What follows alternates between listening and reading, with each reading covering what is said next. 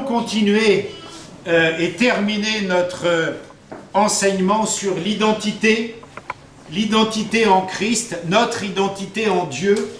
Et pour ce faire, à titre d'exemple, je vous amène là, cette fois-ci, en 2013, à New York, dans une salle des ventes qui s'appelle Christie's, salle très connue.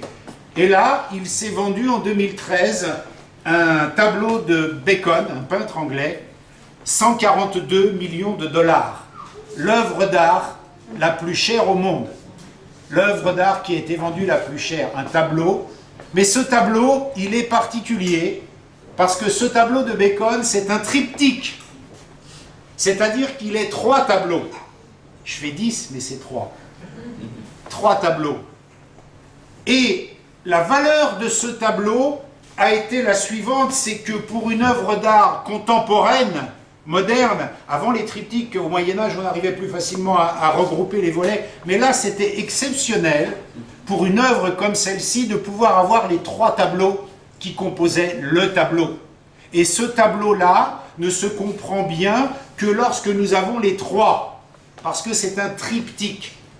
Et le parallèle que je fais aujourd'hui avec notre étude sur l'identité, c'est la même chose. C'est-à-dire qu'au terme de notre étude aujourd'hui sur l'identité, eh bien, nous aurons l'œuvre d'art de notre identité en Christ, nous aurons la grandeur de ce que Dieu nous a donné en tant qu'identité de croyants, que si nous avons les 3 P que nous avons vus jusqu'à présent, nous en connaissons 2.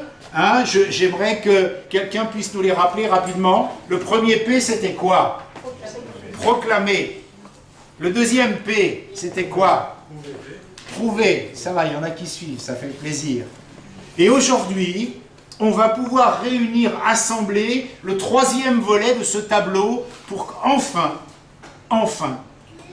nous rentrions pleinement avec les éléments qui vont bien dans notre identité en Christ.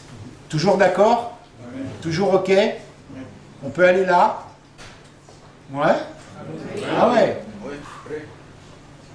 Dans la parole de Dieu, il nous manque souvent des éléments comme cela pour composer l'œuvre d'art de ce que Dieu nous donne. Par exemple, pour la prière, on sait bien qu'il faut prier, mais on a du mal à prier parce qu'on n'a pas assemblé tous les éléments que la parole de Dieu nous donne pour prier. La guérison, on a du mal des fois à toucher la guérison parce qu'on aimerait être guéri, on sait que Dieu promet cette guérison, mais on n'a pas les éléments qui composent aussi ce qu'il faut faire, ce qu'il faut connaître, le tableau qu'il faut mettre en place pour que nous soyons au bénéfice de la guérison. Par exemple, on se dit je veux être guéri, j'aimerais que Dieu me guérisse, mais on a oublié l'aspect de la parole de Dieu qui compose aussi le tableau et qui dit mais pour être guéri, il faut aussi commencer à obéir peut-être, il faut commencer à appliquer la parole de Dieu, ou pour être guéri, bien sûr il y a la guérison, mais à côté de la guérison il y a peut-être la foi de croire. Vous voyez, tous ces éléments-là, on ne les met pas toujours ensemble dans notre vie de croyant et on a du mal à faire ce tableau parfait qui nous donne ce que Dieu nous promet. Et dans l'identité en Christ, c'est la même chose. Et aujourd'hui, ce que nous avons de formidable et ce qu'on a découvert tout au long de cette semaine d'études, c'est que si on réunit ce 3e volet-là, on va avoir la pleine possession de notre identité en Christ, avec tout ce qui en découle, tout ce qui va avec. Parce qu'il y a aussi des promesses qui nous sont données. Alors pour, je dirais, finir ce tableau, finir cette œuvre d'art, il nous faut posséder ce 3e principe, ce 3e P, parce que je vous ai dit que 3 principes fondamentaux allaient nous donner notre identité. Et d'après vous, c'est lequel, le 3e P? Le pouvoir. Ouais. Je dis pas oui, je dis pas non, Roxane. Hein. Persévérer. Dites, allez-y.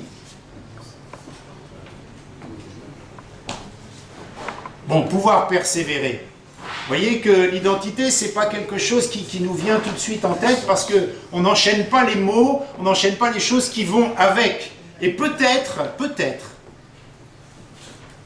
que toi, mon frère, ma sœur, eh bien, pour bien capter ce qu'est ton identité en Christ, il te manque effectivement ce point-là. Peut-être que pour bien comprendre, pour bien saisir toute la grandeur de ce que Dieu nous a donné comme identité en Christ, Il nous manque ce point-là. Alors je vais vous le dire, ce troisième P. Je vais pas... Comment? Parler? Non. Prier? Non, je vais vous le dire, on ne cherche plus. Mais avant de vous le dire, on va faire un rappel de ce qu'on a dit. Parce que notre identité, on l'a vu à l'image de Dieu, au buisson ardent devant Moïse, l'identité, la première chose, c'est de la proclamer, de dire « je suis ».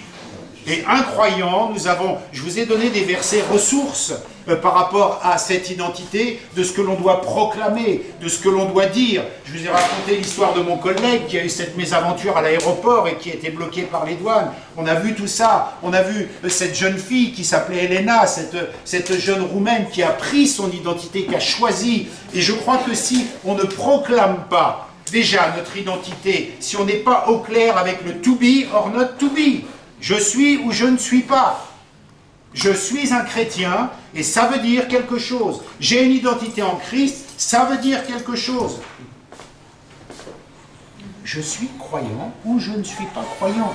Déjà, le problème, le cadre de l'identité par la façon dont on le proclame, dont on le dit, nous met tout de suite alignés avec ce premier P. Mais il n'y a pas que ça. Nous avons vu aussi un deuxième P qui disait prouver son identité la semaine dernière. Et nous avons vu ensemble que prouver son identité, ça se prouve devant les hommes, ça se prouve devant le diable, et ça se prouve devant Dieu, principalement par la foi. Donc on doit prouver notre identité. Et je nous ramène ensemble à ce que dit Dieu à Moïse dans cet épisode du buisson ardent. Dieu lui-même prouve son identité. Quand il dit « je suis », il dit « voilà, va porter mon « je suis » à Pharaon, parce que je vais lui prouver par les plaies que je suis bien celui que je dis être. Je te dis « je suis Dieu », maintenant je te prouve que je suis Dieu. Tu es croyant, tu es chrétien, tu dis être croyant, tu as bien compris ton identité. Prouve que tu es croyant. Devant Dieu, devant les hommes, devant le diable. Il faut prouver. Alors, le troisième P... Préserver. Rien du tout, Bertrand. Renvoyer. Le troisième P, c'est le P de porter. Porter son identité. Et nous allons voir que ça veut vraiment dire quelque chose. Porter son identité. Parce que... Ça va, Michel? C'est bon? Oui, ça va. Tu me fais peur, là, tourner autour de moi comme ça. Nous allons dans Exode, toujours, chapitre 3, verset, je crois, 1 ou 3. Et Moïse est au buisson ardent. Nous sommes avec Moïse au buisson ardent. Il voit ce buisson qui brûle, mais qui ne consume rien. Et il pose la question à Dieu, premier P, qui es-tu? Et Dieu proclame, je suis. Il donne son identité. Et il lui dit, je suis tellement je suis, que je vais te prouver par les plaies qui je suis. Mais le P de porter, il lui dit quoi dans ce troisième P? Il lui dit, va porter ma parole, va porter mon je suis à Pharaon, porte mon message, sois le messager, porte ma voix à Pharaon. Et ça, Jésus-Christ le confirme quand il dit à ses disciples, Actes chapitre 1, verset 8, il dit, soyez mes disciples. Le verbe être, c'est pas parler, c'est soyez. Autrement dit, portez mon message, portez ma parole, portez mon identité, portez votre identité, portez-la. Et vous allez voir que porter, ça veut dire quelque chose de particulier. Parce que porter, c'est comme porter un vêtement unique. Et nous avons vu que notre identité en Christ, elle avait un ADN qui vient du ciel. Elle est dans le livre de vie là-haut, c'est le ciel qui vient en nous. Notre identité, retenez ça parce qu'on va le développer, notre identité est unique.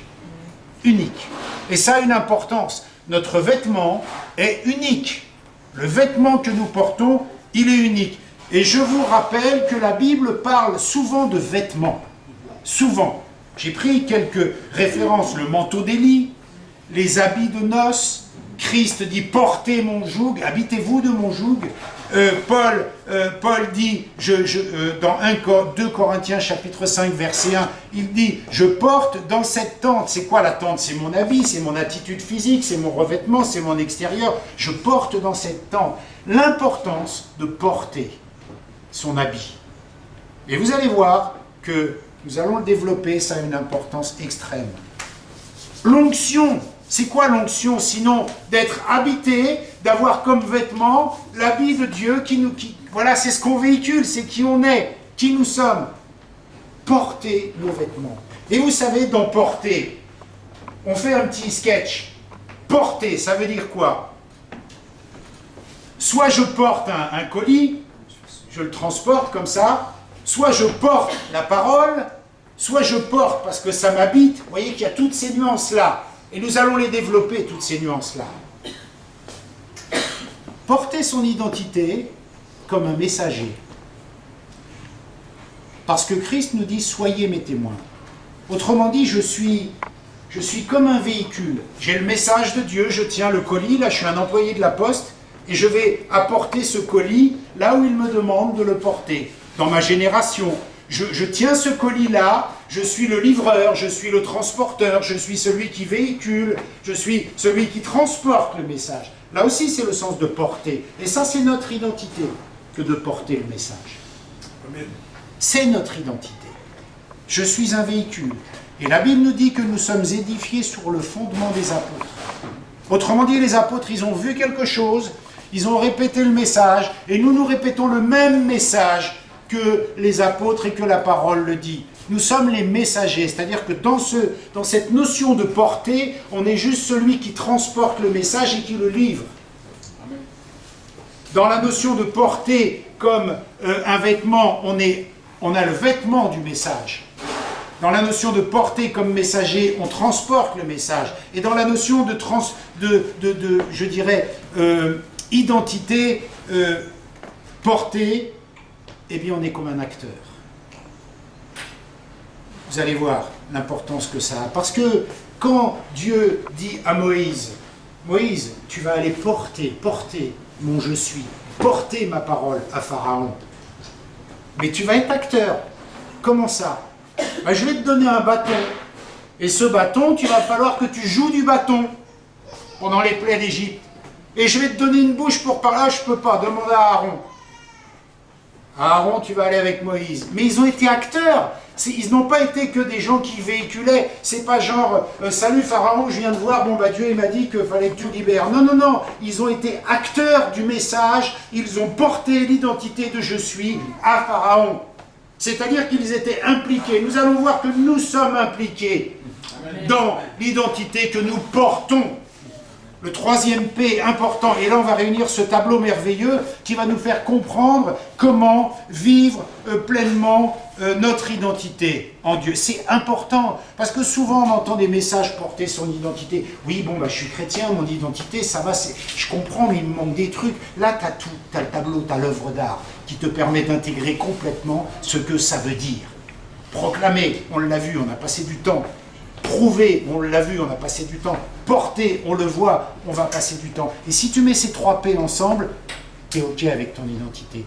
Ça va rentrer, ça va coller. Porter son identité, c'est comprendre ces 3 aspects-là de ce que nous venons de développer.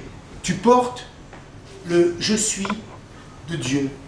Pharaon porte le « je suis » Moïse porte le « je suis » à Pharaon. Et Jésus-Christ, il dit quoi dans Acte 1, chapitre 8? Il dit « Roxane, va porter mon identité. Va porter. Sois mon témoin. » Ça veut dire porte ton habit de mon identité, porte-le à cette génération. Et nous allons voir, et nous le voyons maintenant. Je vous demande d'être attentif, c'est important. On porte notre identité comme un vêtement, j'ai dit. Comme un vêtement unique. Unique.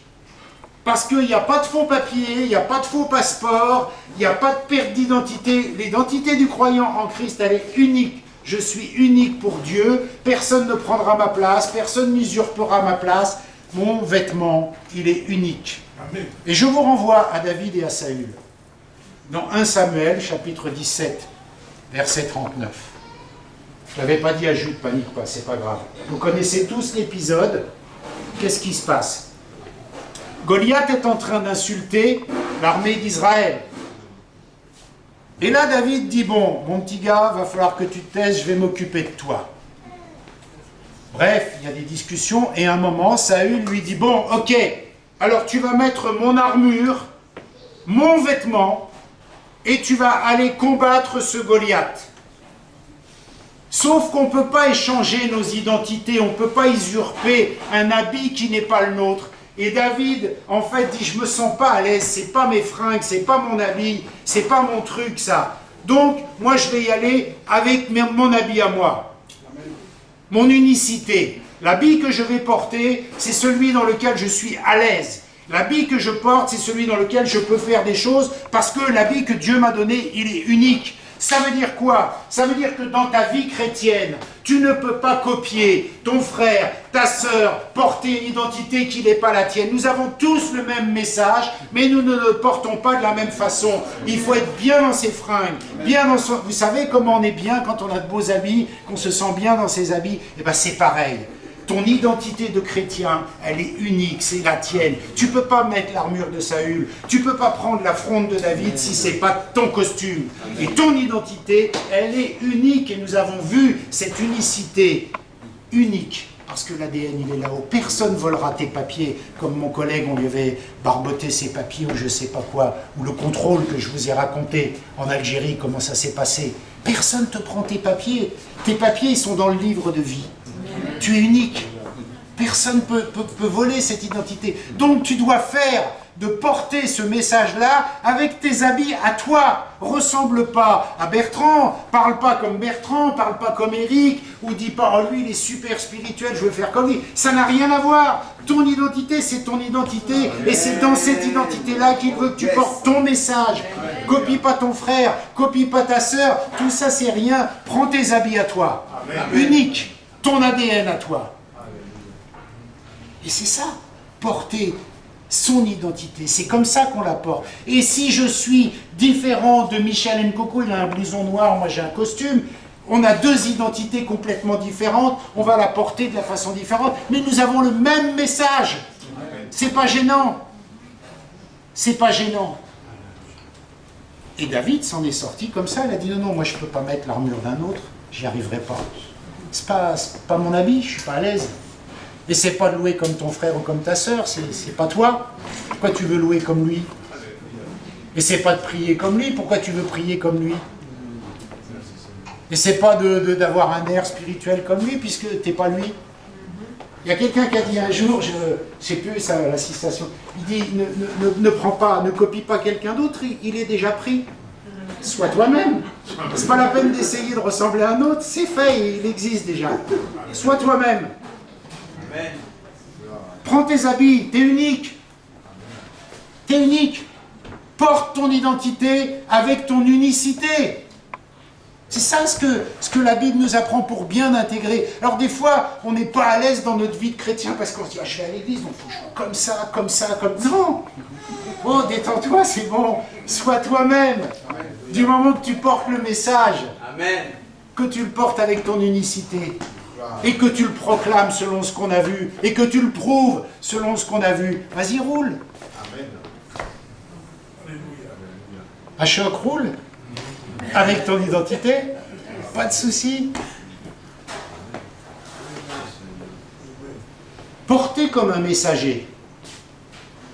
Un messager, qu'est-ce qu'il fait? Je vous ai dit, imagine, tu as été employé par la poste, tu as un colis à livrer, tu es dans le camion, tac, tac, tu as le colis. Là, tu es un messager, tu livres un colis, tu livres un message. Et on l'a vu. Ça, c'est porter son identité comme un messager, parce qu'il dit porter ma parole. Alors, tu répètes la parole, tu vas la répéter à un autre. C'est ça, être un messager. Je viens, tiens, j'ai un message de la part, je te donne un message. Sauf que là, la Bible nous dit que quand on porte notre identité, il y a une différence. C'est qu'on ne peut pas, pendant le voyage, ouvrir le colis, enlever ce qu'il y a dedans, changer ce qu'il y a dedans, changer l'emballage du colis, trafiquer le colis. Vous voyez, porte le message tel qu'il est, intègre, sans le changer. Sans le changer. Va pas essayer d'arranger le message, va pas essayer de le corrompre, va pas essayer de le diluer, va pas essayer de le mettre dans un contexte ou son contexte ou un autre. Non, non, porte le message que les apôtres ont vu, qu'ils ont décliné, que tu connais d'eux et que tu répètes. Va pas inventer un nouveau colis, va pas changer, mettre du scotch, rabibocher. Porte le message comme un fidèle. On m'a donné ça, alors je viens et je te donne ça. Point. J'ai pas ouvert, je sais pas ce qu'il y a dedans, j'ai pas transformé, j'ai pas trafiqué. J'ai pas trafiqué la parole. Amen. J'ai pris le message depuis les actes et je viens te le porter dans cette génération. C'est ça, porter son identité comme un messager. Mais un bon messager, il ne trafique pas le message. Il n'arrange pas le message. Bonjour, je suis l'ambassadeur de tel pays, je viens, mais en fait j'ai trafiqué un peu les papiers, je ne suis pas un vrai messager. Vous voyez ce que je veux dire? Tu ne peux pas. Si tu trafiques, si tu piques dans le colis, tu es viré.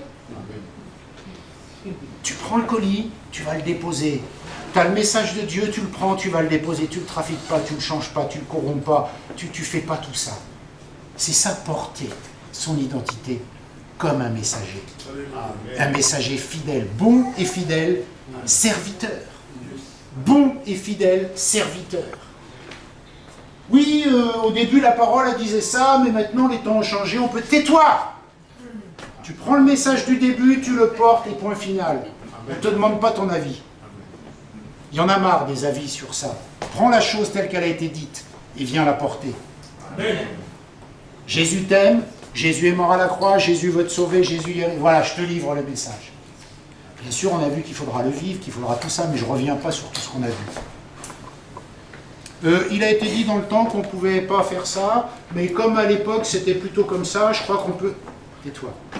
Prends le message, livre-le. Vous avez été édifiés sur le fondement des apôtres. Parce qu'eux, ils ont vu. Tu as entendu ce message, tu as reçu. Alors, transmets le message comme un bon livreur de la poste. Ça, c'est le côté messager. Maintenant, il y a un autre aspect, le troisième aspect qu'on a dit, sois acteur de ton identité. Sois acteur. Nous avons vu que Shakespeare a parlé du to be or not to be. C'est OK? Et Descartes, il a dit, je vais faire du latin, je me la pète un peu, mais il a dit cogito ergo sum. Je pense donc je suis. Ça, c'est des bonnes pensées, c'est vraiment bien. Jésus, il a changé tout ça. Il a dit, OK, vous êtes acteurs de vos valeurs. Alors moi, je vous dis, soyez mes témoins. Qu'est-ce qu'il est en train de dire? Qu'est-ce qu'il est en train d'instaurer, Jésus? Bien avant tous ces gens-là, d'ailleurs. Je pense donc je suis, to be or not to be, c'est des vraies belles choses, et ça parle de l'identité, et on peut réfléchir rien qu'avec ça sur la vérité de notre identité. Jésus, il instaure autre chose. Il est en train de dire, soyez mes disciples. Donc, il dit, je suis, donc je parle. Je suis d'abord avant de parler. Il dit, soyez pour parler. Si t'es pas, tais-toi. Soyez mes disciples. T'es d'accord, Bertrand? Je ne fais pas de faute biblique. Merci, mon frère. Soyez. Jésus a instauré ça. Soyez avant de parler. C'est to be before to say. C'est ça qui arrive en anglais, c'est ça? To speak. Ok? C'est ça ce qu'il est en train de dire, Jésus. Soyez avant de parler. Comme ça, vous porterez, comme des bons acteurs, les valeurs qui sont celles que vous défendez. Parce que, écoutez, Jésus demande d'être témoin. Il dit, soyez mes témoins. J'ai écrit quelque chose. On ne devient pas un témoin en engageant une activité de témoin. Je ne suis pas un témoin parce que je me mets dans le témoignage. Aujourd'hui, je vais être témoin de Jésus-Christ, je vais témoigner. Non! On est témoin, on engage une activité de témoin parce qu'on est du verbe être. C'est la conséquence. Il y a des gens, ils se disent, bon, qu'est-ce que je vais faire? Tiens, je vais témoigner de Christ. Ok, ça y est, c'est mon activité, je suis témoin. Non, tu n'es pas témoin. Est-ce que tu es d'abord? Est-ce que tu es? avant d'aller témoigner. Amen. Parce que c'est pas témoigner qui te rend témoin, c'est être qui te rend témoin, qui te rend capable de témoigner. Il y a des nuances. Et on a tendance à croire que parce que je vais témoigner, je suis témoin. Non, t'es rien du tout, t'es un gars qui parle. Mais ça se trouve, t'ouvres le colis en route, ça se trouve, ton habit, c'est celui d'un autre, ça se trouve, vous voyez, tout plein de choses. Et Jésus dit, non, non, soyez mes témoins. Donc, avant d'aller témoigner, être. Être. Mais comment on peut être si on n'a pas compris son identité ? Si on ne l'a pas attrapée, si on ne l'a pas captée, si on n'est pas capable de la proclamer, si on n'est pas capable de la prouver, comme on l'a vu la semaine dernière devant Dieu, devant le diable, devant les hommes, si on n'est pas capable de prouver cette identité-là, comment être? Alors on peut parler, bien sûr, et beaucoup parlent, et nous parlons beaucoup, mais ce qui est important, semble-t-il, dans la parole de Dieu, c'est que Jésus, là, leur donne une mission, c'est ce qu'on appelle la grande mission, il leur dit, eh bien, portez mon je suis, comme Moïse l'a dit, comme Dieu l'a dit à Moïse, va porter mon je suis à Pharaon.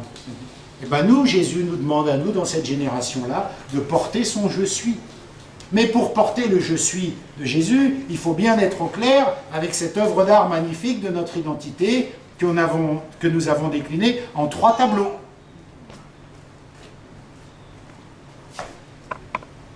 Nous sommes acteurs de nos valeurs. On va faire un petit test. 1 minute. Alors, comme ça, ceux de gauche vont se tourner vers ceux de droite. Vous avez 30 secondes pour dire à votre voisin quelles sont vos valeurs. Qu'est-ce qui vous vient en tête? Au bout de 30 secondes, on arrête et on fait l'inverse. Ça va? Alors, je reprends. Ceux qui sont là, à gauche, se tournent vers ceux qui sont à droite. D'accord? Autrement dit, Isabelle se tourne vers Michel. Ça va, c'est pas dur. Ok. Bah, vous arrangez après. Votre voisin, ouais, votre voisin. L'idée, c'est quoi? C'est de voir spontanément, est-ce que je peux décliner les valeurs qui sont les miennes? Allez, c'est parti.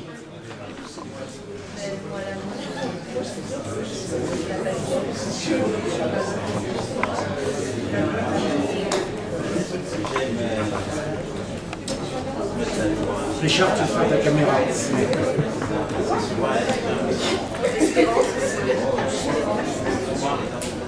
Stop! Stop! On va faire l'inverse. Est-ce que vous avez remarqué que peut-être pour certains ça vient assez facilement, pour d'autres il faut creuser un peu. Quelles sont mes valeurs chrétiennes? Lire la Bible, prier? Non, non, tes valeurs. Vous voyez? Allez, on change. Allez.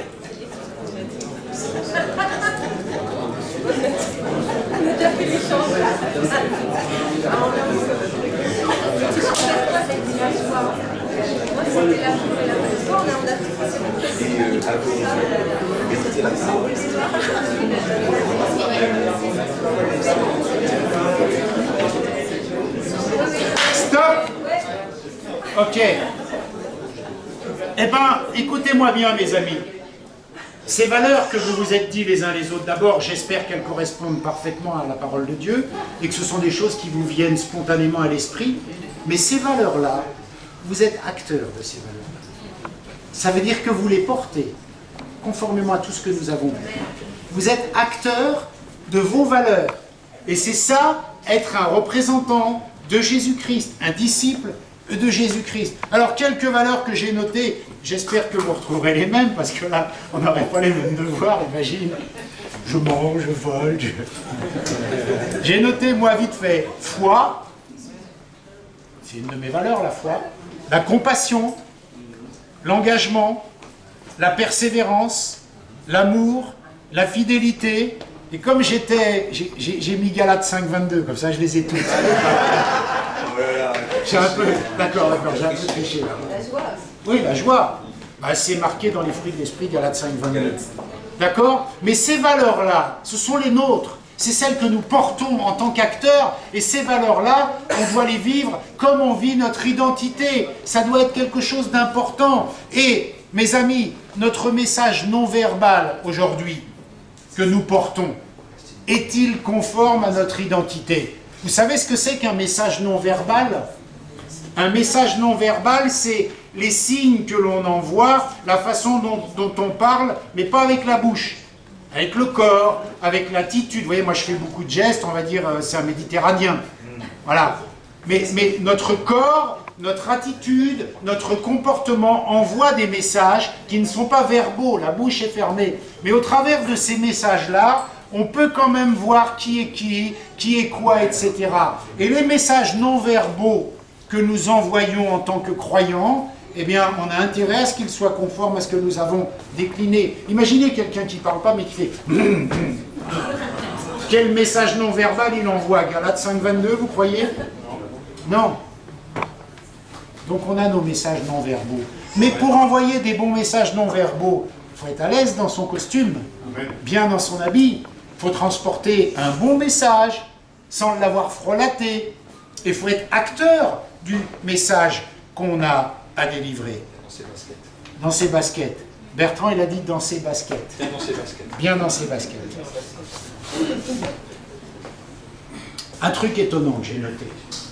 Savez-vous qu'aujourd'hui dans le monde, on prend une de nos valeurs qui est la compassion. Savez-vous aujourd'hui que dans le monde, il y a des ateliers de compassion? Ouais. Pas des croyants. Hein. Savez-vous aujourd'hui que dans le monde, et principalement dans les écoles du Danemark, on enseigne à les enfants, n'importe quoi. On enseigne à les enfants. On enseigne aux enfants l'empathie. Ouais. Oui, c'est vrai. On enseigne aux enfants l'empathie envers l'autre, la compassion envers l'autre. Mais là, moi j'ai pris une claque. D'abord, la première leçon, c'est une de nos valeurs. J'ai extrait une de nos valeurs, la compassion, et je vois que dans le monde, cette valeur-là intéresse les gens. Ok, ça veut dire que pour cette valeur-là, il y a de la demande. Ok, si dans le monde, il y a des ateliers de compassion, si à l'école, on enseigne aux enfants l'empathie, ça veut dire que le monde est demandeur de ça. Et ça tombe un petit peu bien, parce que c'est une des valeurs qui est la nôtre. Et que l'on devrait, enfants de lumière, véhiculer au monde. Et que si nous portons bien notre identité en Christ, on va pouvoir véhiculer. Il y a de la demande. Parce que quand on va commencer à rentrer dans une phase de croissance pour notre assemblée, il faut qu'on ait bien compris notre identité. Parce qu'à l'intérieur de notre identité, il y a des valeurs qui intéressent le monde. Et on n'a tellement pas pu nous leur prouver pour l'instant, leur apporter notre identité, qu'ils l'ont trouvé tout seuls. Ils n'ont pas besoin de nous, ils ont commencé à travailler parce qu'ils se sont dit mais ces valeurs-là, elles sont vachement bien, il faut vraiment en faire quelque chose. Mais ça nous parle un peu quelque part. Et la deuxième chose à comprendre au travers de ça, c'est qu'il est parfaitement intégré dans notre ADN et dans notre identité que nous devons porter ces valeurs-là au monde. Ça veut dire que notre identité de chrétien ne peut pas se résoudre uniquement à venir s'asseoir à l'assemblée et à prier et à lire la Bible chez nous et terminer. Parce que là, il te manquerait le P de porter, où tu es un messager, soyez mes témoins, ça fait partie de ton ADN. Ça fait partie de l'habit, du costume que tu revêts en tant que croyant. Tu dois aussi porter le message. Donc, le fait d'avoir une identité chrétienne n'est pas que de je m'assois, je reçois, et c'est génial, etc. Je vais faire mal, je vais piquer, mais tant pis. Prenons par exemple l'engagement. L'engagement, la fidélité. On entend des gens aujourd'hui qui disent « Ouais, moi je viens à l'église, mais c'est pas pour les hommes, c'est juste pour Dieu. » Waouh! Il n'y a pas un bug dans ton identité, là? T'as pas pris les papiers d'un autre? On a bien la même Bible? On lit bien la même Bible? Moi je viens à l'église, c'est que pour Dieu. Hein. Ah ouais? Ou alors, pas ici. Hein. Moi je viens à l'église, mais bon, un culte sur 4, c'est bon, ça suffit, je ne suis pas un rat d'église, de toute façon on est sauvé même si on ne va pas à l'église. Bon, il n'y a pas un bug dans tes valeurs, tu portes quelle valeur? L'engagement, la fidélité. Il n'y a pas un bug dans ton logiciel? Pas ici, hein, mais voyez tout ce genre de réflexion. Et il va commencer à être temps d'aligner nos valeurs, pas nos valeurs, les valeurs que la Bible nous donne à nous, il va être temps de les aligner avec la parole de Dieu. Là, je ne vais pas m'en sortir un petit mensonge. Il y a un bug. Et puis ça, je pourrais faire une prédication de 10 heures là-dessus, en prenant tous les exemples. Mais il ne faut pas. Parce qu'on n'a jamais prié. Mais vous voyez, et c'est important à un moment de s'asseoir posément, honnêtement, et de dire, voilà, quelles valeurs je porte. Toutes celles que vous vous êtes dites, les uns les autres. Est-ce que je suis conforme? Est-ce que je suis aligné? Et s'il me manque quelque chose, est-ce que j'ai bien les 3 P de l'identité? Comme ça, je vais pouvoir... Parce que là, vous avez la certitude que si vous avez les 3 P, vous êtes dedans, quoi. Ça va aller. C'est un bon programme. Vous êtes dedans. Et en plus, ça veut dire qu'il y a de la demande pour qui nous sommes. Puisque le monde se rassemble et crée des ateliers pour des valeurs qui sont les nôtres. Des valeurs que nous devrions prêcher, proclamer, annoncer. Il y a de la demande. Bonne nouvelle. Ce que nous sommes, ce que nous portons comme vêtements, les gens demandent à ce que nous allions vers eux pour leur donner, puisqu'ils font eux-mêmes. Et ça se trouve, ils le font mal parce que, évidemment, ils veulent vivre ces valeurs, mais ils n'aboutissent pas à Dieu dans leur recherche. Que si nous, on leur apporte ces valeurs-là, en leur disant, vous savez, c'est Dieu qui nous a donné ça, et Dieu veut qu'on partage ça, et on vient vous le partager, et ça sera encore plus fort si vous rencontrez Dieu. Enfin bref, vous direz ce que vous voulez aux gens à qui vous témoignerez, mais en tous les cas, il faut être en accord avec son témoignage. Amen. Et je termine par un verset d'Éphésiens, chapitre 4, verset 1, qui nous dit la chose suivante. C'est une autre version, mais elle est bien. « Voici ce que je vous demande avec force. » C'est l'apôtre Paul qui parle. Hein. « Voici ce que je vous demande avec force. Moi qui suis prisonnier pour le Seigneur.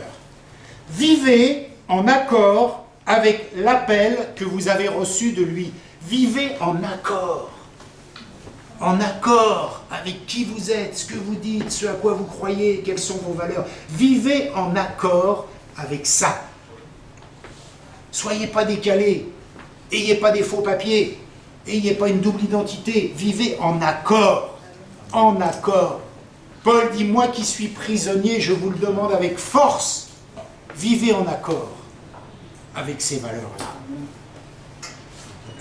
Et la parole dit dans Actes chapitre 20, verset 35, « En tout, je vous ai montré qu'il faut travailler ainsi pour soutenir les faibles et se rappeler les paroles du Seigneur Jésus, puisqu'il a dit lui-même, il y a plus de bonheur à donner qu'à recevoir. » La compassion, encore un exemple de l'illustration.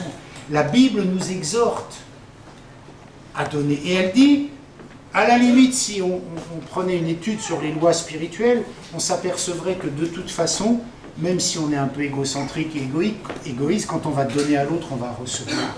Parce que c'est une loi du royaume. C'est de toute façon gagnant-gagnant. C'est pas perdant, c'est gagnant-gagnant pour nous. Et ça, ce sont nos valeurs. Nos valeurs. Acteurs de ces valeurs. Et si on met ces 3 P, ces 3 points, ces 3 points principes ensemble, on a mieux que le tableau qui s'est vendu 142 millions de dollars. Vous imaginez? 142 millions de dollars. Nous, on a une œuvre d'art infiniment plus puissante. Notre identité en Christ. Elle est composée, parce que nous l'avons vu depuis 3 semaines, de 3 principes. Ces 3 principes-là, si nous les assemblons, on est dedans. On est dedans. Et on peut vivre ce que Dieu nous dit. Amen. Ça vous va? Amen. Ok. Exercice pour la semaine prochaine, comme à l'école, si vous le voulez bien. Nous avons vu dans le 2e point de prouver son identité, que l'on prouvait notre identité à Dieu par notre foi. D'accord? Alors l'exercice va consister à trouver 7 façons de prouver notre identité à Dieu.